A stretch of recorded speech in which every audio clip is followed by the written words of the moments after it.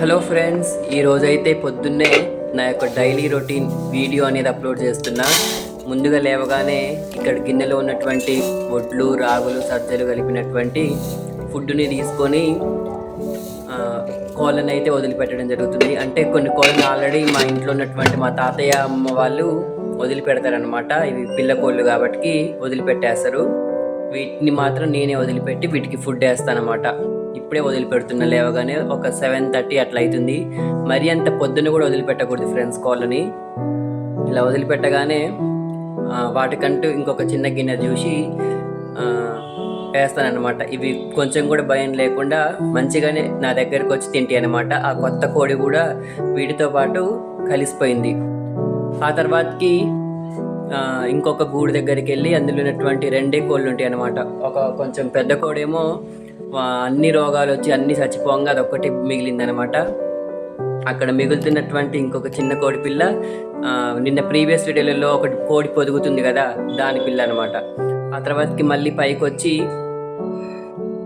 పావురాలను వదిలిపెట్టి వాటికి కూడా ఫుడ్ వేస్తాను అనమాట. అవి కూడా మార్నింగ్ 8కి అలా వదిలిపెట్టేస్తాను అనమాట. అవి వచ్చి తింటాయి.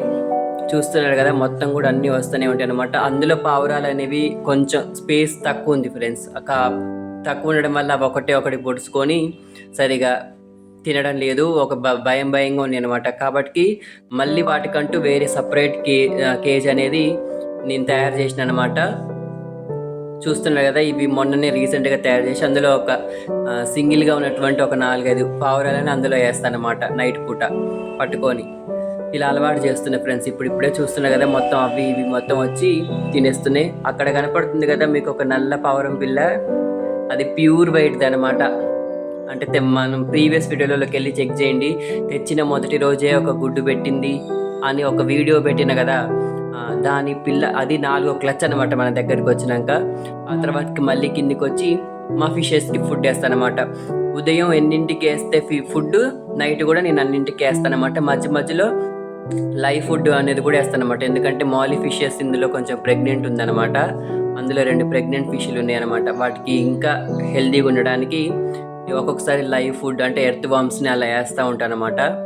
చాలా ఇష్టంగా తింటాయి అనమాట. నేను వాడే ఫుడ్ వచ్చేసి ఆప్టిమన్ 3-in-1 అనమాట. Very quality food friends. Like చేసి సబ్స్క్రైబ్ చేయండి.